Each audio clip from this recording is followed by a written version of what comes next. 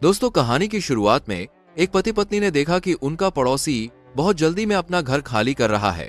दोनों हैरान होकर बाहर गली में आए और देखा कि हर कोई पागलों की तरह भाग रहा है, मानो दुनिया खत्म होने वाली हो। हालांकि जेसन को नहीं पता था कि क्या हुआ, लेकिन सावधानी बरतते हुए उसने अपने परिवार को लेकर वहां से निकल जाने का फैसला किया। लेकिन आधे रास्ते में ही उन्होंने देखा कि वही पड़ोसी जो अभी अभी भागा था वापस लौट आया है। बात और भी अजीब हो गई और जेसन के परिवार में बेचैनी फैल गई। जब उन्हें भारी ट्रैफिक ने रोक दिया, तभी उन्हें पता चला कि शहर से बाहर जाने का एकमात्र रास्ता सेना ने बंद कर दिया है। ऊपर से हेलीकॉप्टर लगातार घोषणा कर रहा था कि शहर में अचानक एक भयानक बीमारी फैल गई है और सभी लोगों को जल्द से जल्द घर लौट जाना चाहिए। जेसन तुरंत समझ गया कि वे लोग पूरी तरह से फंस गए हैं। तभी एक पत्थर आसमान से गिरा। तीनों ने ऊपर देखा तो पहाड़ी की चोटी पर धूल उड़ रही थी और दो लड़ाकू विमान तेजी से उनके ऊपर से गुजरे और सीधे जेसन के रहने की जगह यानी उस छोटे शहर की तरफ बढ़ गए। सभी के चिल्लाने के बीच विमानों ने सीधे बहुत सारे बम गिराए। पत्नी बेथ को तुरंत एहसास हुआ कि अगर उन्होंने सलाह मानकर घर वापसी की होती तो क्या होता। इसकी कल्पना करना भी मुश्किल था। तभी विमानों ने दिशा बदली और सड़क पर चल रहे लोगों की तरफ बढ़ने लगे। तब जाकर सभी को समझ आया कि सेना उन सबको मार डालना चाहती है। बेथ ने पहाड़ पर बने स्कूल को देखा और जल्दी से अपने परिवार को लेकर पहाड़ की तरफ चढ़ने लगी। उनके पीछे से विमानों ने दूसरी बार बमबारी शुरू कर दी।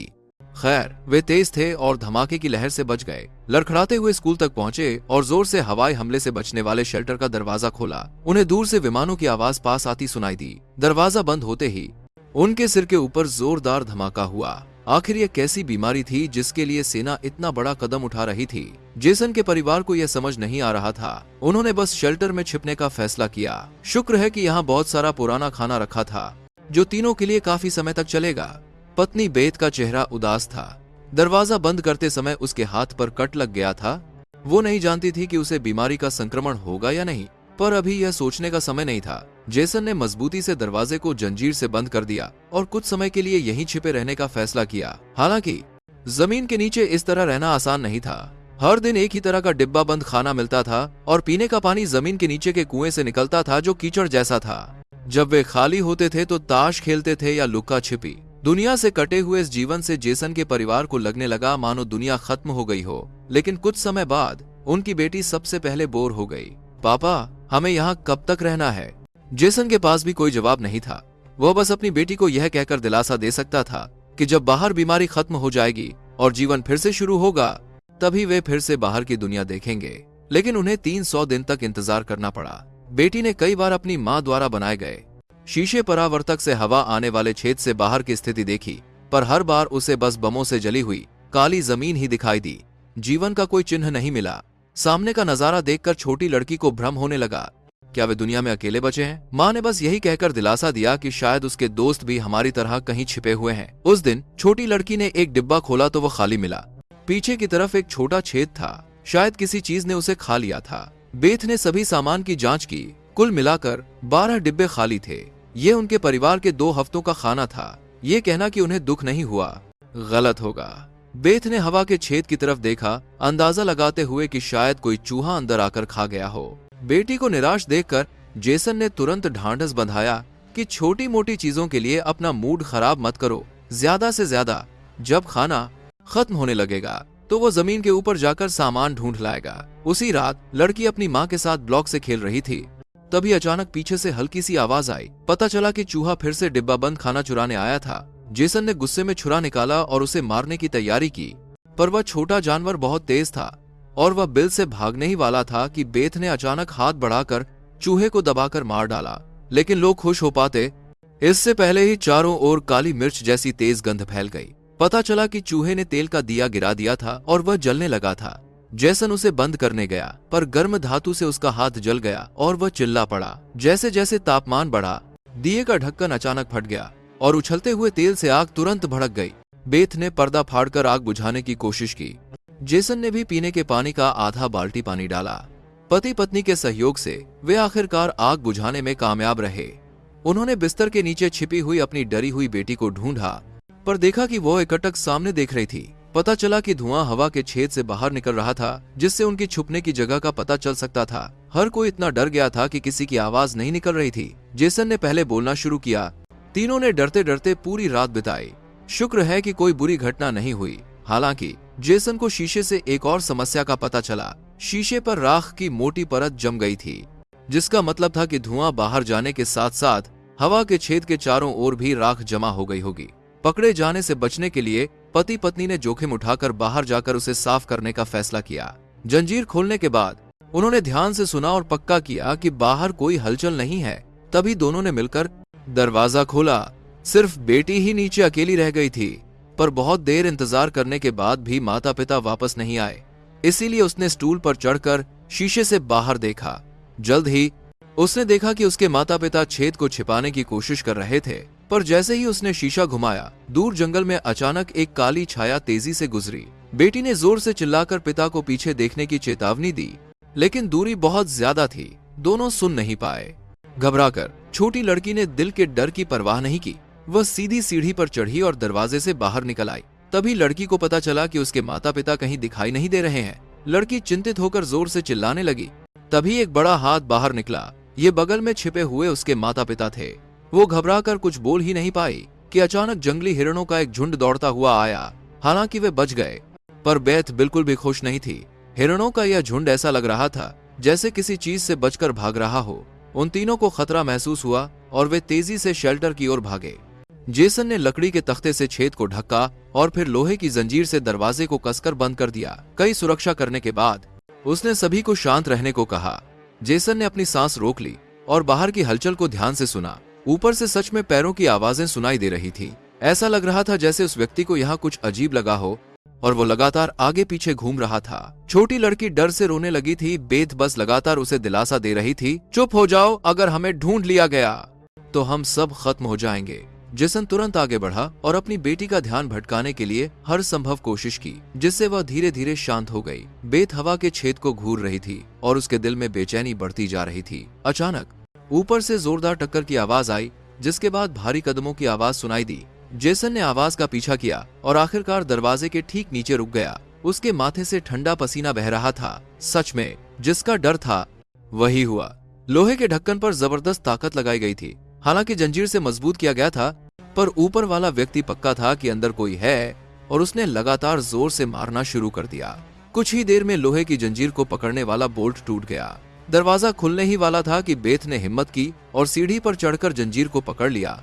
अपने शरीर के वजन से उसे अंदर आने से रोक दिया, लेकिन फिर भी लोहे का ढक्कन धीरे धीरे खुल रहा था और उसके बाद हरे पीले रंग की आंखों का एक जोड़ा अंदर झांकने लगा। छोटी लड़की डर के मारे चिल्ला उठी, लेकिन सही समय पर जेसन ने जोर से पाइप को मोड़ दिया और दरवाजे के खाली जगह में जोर जोर से मारना शुरू कर दिया। लोहे के ढक्कन के ऊपर की ताकत जल्द ही गायब हो गई। पति पत्नी ने फिर से दरवाजे को बंद कर दिया। हालांकि बाहर की पैरों की आवाज दूर जा चुकी थी, फिर भी जेसन का पूरा शरीर कांप रहा था।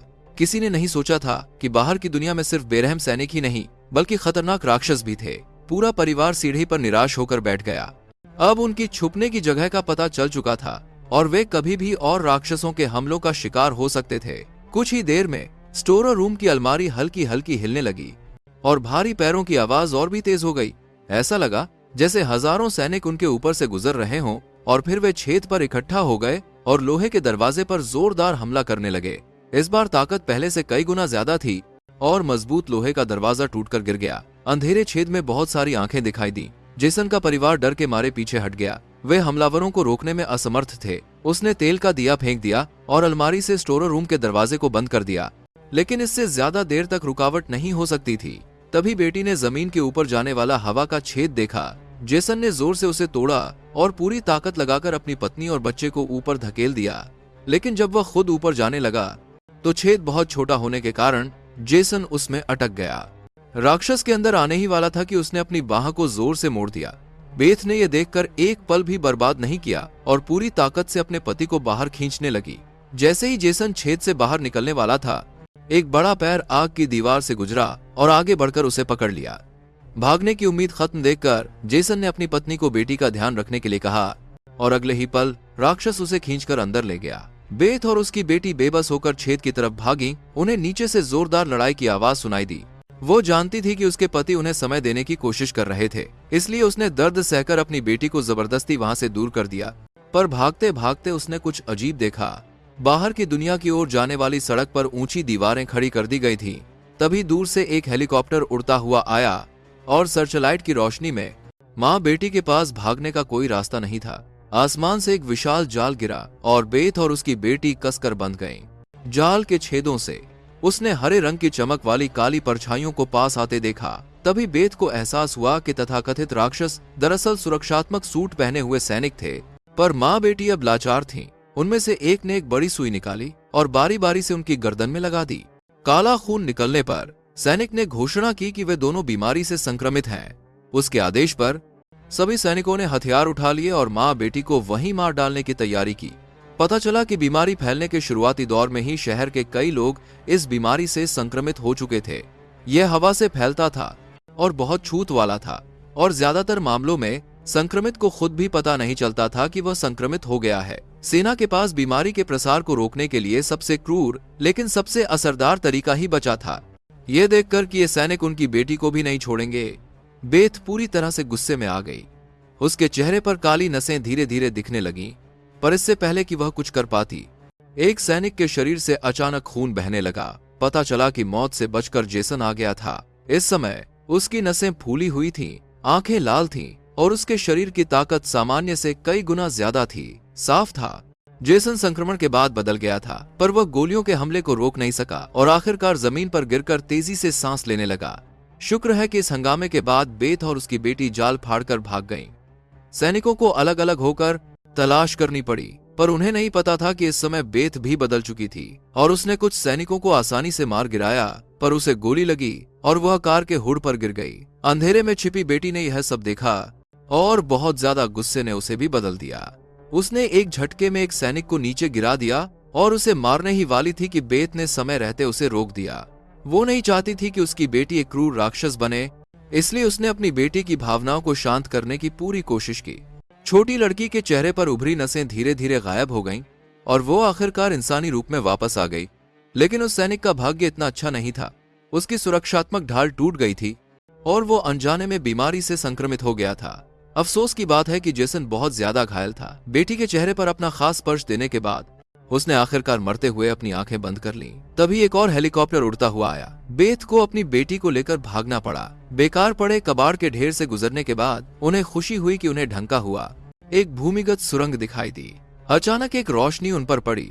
माँ बेटी ने ध्यान से देखा तो आने वाला पड़ोसी का छोटा लड़का था। वे उसके पीछे पीछे चले और आखिरकार कोने में एक तहखाने का दरवाजा मिला। वहां जाने पर जाने पहचाने लोग दिखाई दिए। पता चला कि और भी कई लोग यहाँ छिपे हुए थे। जीवित रहने के लिए उन्हें चूहों की तरह अंधेरे में रहना पड़ा। हालांकि ये फिल्म कुछ साल पहले आई थी, लेकिन इसका अंत बहुत दिलचस्प है। नायक का परिवार रोज राक्षसों से भागता रहता है, लेकिन असल में वे ही सामान्य लोगों की नजर में राक्षस थे।